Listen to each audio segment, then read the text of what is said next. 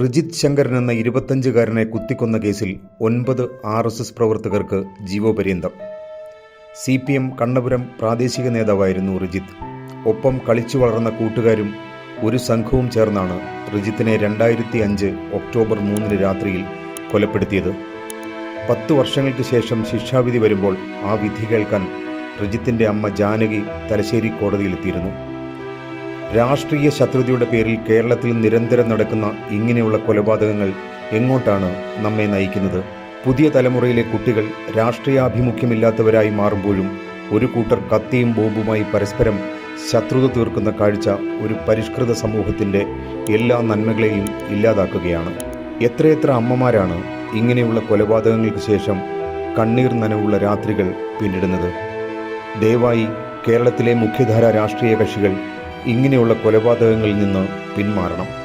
ഇല്ലെങ്കിൽ പുതിയ തലമുറ മാത്രമല്ല, ഓരോ വീടും രാഷ്ട്രീയമെന്ന മരണ വാറണ്ടിൽ നിന്നും സ്വന്തം മക്കളെ രക്ഷിക്കാൻ ശ്രമിക്കും.